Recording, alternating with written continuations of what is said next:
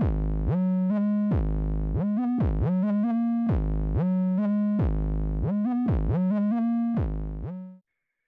right, all right, all right. Big episode here. I got AJ Vaynerchuk from VaynerSports. He's also the co-founder of VaynerMedia, CEO of Vayner Football, NFL agent. So this guy, he's a whole package. I mean, I don't want to, say too much about him, but AJ, thank you so much for coming on. This is really cool having you on here. So, how you Yeah, doing? no, I'm doing well, Nico. I appreciate you having me on.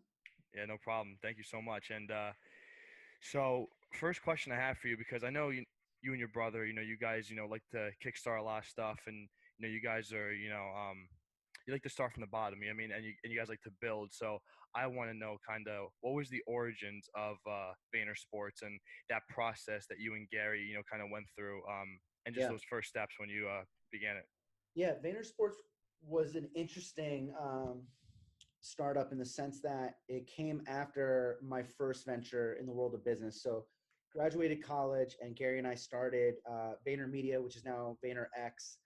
And we started that. I was fresh out of school. Gary's 11 years older than I am, so I had somebody, as an older brother, as a mentor, as a business partner, as the CEO of that company to show me the way.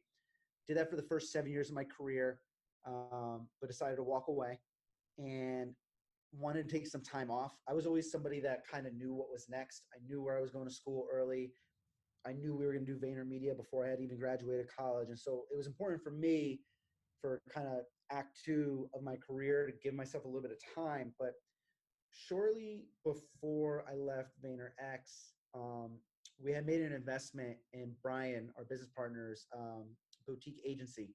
And so we made a small investment in what was called Symmetry at the time. And, you know, passive investor, small investment, but, of course, was always interested in the world, the intersection of business and sports. And so when I left VaynerX, my original plan was to take a year off. And I did a really good job for like the first 2 months. I really unplugged. It was amazing. Um, I look back at it, like that time my wife and I had together is some of the best moments of my life. Right. But even like month 3, I started kind of poking around, looking at the investments that were in my portfolio. And I found that I spent the most on Brian's business. And it didn't really add up because financially it didn't correlate. I had much bigger upside in some of my tech investments in my portfolio, but I kept gravitating to Brian's athlete rep business. And so that kind of told me all I needed to know about what I wanted to do next. I cut my sabbatical short and only took 4 months off, and then jumped in and Gary and I bought a majority of Brian's business. We rebranded it to VaynerSports, and the three of us got it rolling from there. Okay. And did you have to get some sort of like a law degree? Because I know that the NFL kind of requires, certain things for their agents and Yeah. the players union. So the vast majority of agents are lawyers or have legal degrees. The technical rule, I believe, is that you need a secondary degree. So it doesn't necessarily have to be a law degree, but you need something beyond a bachelor's degree. Right. But there's a very small percentage of agents, and I fall under this category, that are able to get certified through an alternative method. And that's basically submitting a petition to the NFLPA, highlighting that you believe that your business background, you have a background in high leverage negotiations and things of that nature. And so I put together a petition. I had to write up a few pages highlighting why I thought I was qualified to be an NFL agent. I needed to have references. And thankfully, the NFLPA agreed with my perspective and allowed me to. That's step one. And then step two is you actually have to pass the test. Right. I went ahead and passed the test as well. Okay. Awesome. And now I know you guys are big on marketing and the social media side of things, and even off the field stuff, just in general. And so, leading into my next question is, what separates VaynerSports from other agencies? Is it that, like, how you guys kind of focus on other stuff besides just purely on the field stuff and the Yeah, contract? I think so. I think that I have a lot of respect for a lot of the agents and agencies in our business, but I think when you look at the parameters in which we have to work within, the football side can become a bit commoditized. I think there are plenty of agents and agencies that can do a really nice job in helping a player on the field. And we are one of those agencies. I feel really confident in our ability and the team that we have around us to help any young player succeed in football and other sports, right? We've had an aggressive expansion, right? So I've been spending a lot of time talking about football because that was the first 90% of VaynerSports' existence, but we've since Yeah. branched into gaming, baseball, and now MMA. And so whether it's on the football field, on the baseball diamond, on the console, or in the octagon, I think what really differentiates us is just everything else. And marketing and social media is kind of step 1 and 2, but then I think you get into things like our business acumen, our investment track record. I know there's a few of our athletes that gravitate to the fact that Gary and I in particular made some really good early stage Yep. investments with money. Yeah. Not that we provide financial services, but just being individuals that understand the way the world moves and have a network. That's another big piece of it, just our sheer network. And I guess the last piece too is, there are other organizations that have comparable networks, but I think when you blend in our actual willingness to do the work and how much we actually care, that ends up separating us. Right. And you just mentioned the gaming and baseball, and then the fighting sports, Yep. whether it's MMA, UFC. What made you guys branch out into those three Yeah. specifically? So along the way, I would constantly get, and it was very flattering, I would constantly get outreach of, hey, let's open up a new sport.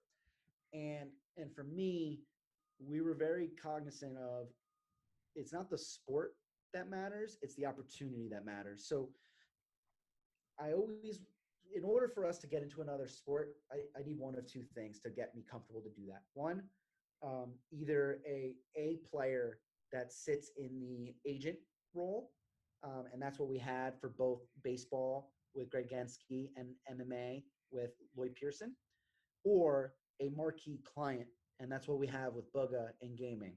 So, for Right. example, in basketball, I love basketball, golf. I love golf.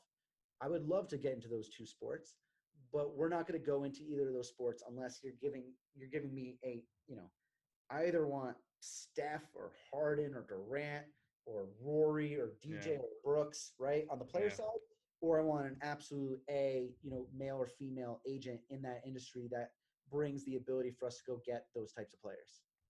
Gotcha. Gotcha. So last question I have is, what are your thoughts on players' post-career opportunities? And do you believe that most players in the sports that you're involved in are maximizing themselves post-career, whether it's, announcing or Yeah. doing any other things that they would want to do?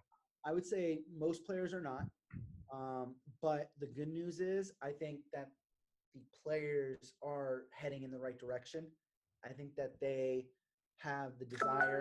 I think they've had the realization that they need to. I think they've learned from their predecessors. And so I think at the very least, there's this energy in the atmosphere that is pushing players to think more and more about it. And for us, we hope to be a major pivotal aspect of that improvement, right? And my mindset is, I'm proud of the work that we've done with some of, we're a young agency, so we only have so many clients that are in the post-career world. Yeah. But I'm proud of the work that we've done with them, and I'm proud of the work that we're doing with our existing clients, getting them ready for post-career. And I think the more that we set the pace and the more we're successful helping our athletes in that capacity, the more our competitors are going to also have to ramp up those efforts, and thus it'll trickle down and help athletes as a whole be more prepared for post-career. Right. And do you think it's like hard when somebody's playing and they're so hyper focused in their training and their sport for them to kind of see like 5 or 10 years down the road? Like, do you find that, or do you find your clients are more, open minded? No, I think it's definitely hard, but I think there's ways to pick and choose. The off season is a wonderful time to tackle that. Yeah. Some guys have the capacity to do it during the season. Some guys don't. I respect that. Another one is anytime a professional athlete has a season-ending injury, that's a devastating item. But there's also a way to use it as a blessing in disguise and to dedicate.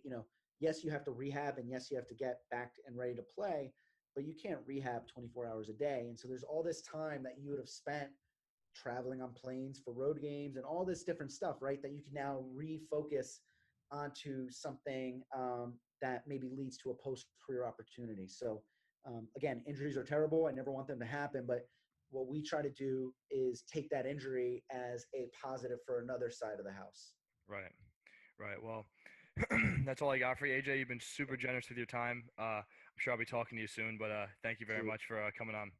Yeah, man. Nico, I appreciate it. Some really good questions. I'm glad we got to jam. And yeah, we'll talk soon. Thanks, AJ. Take it easy.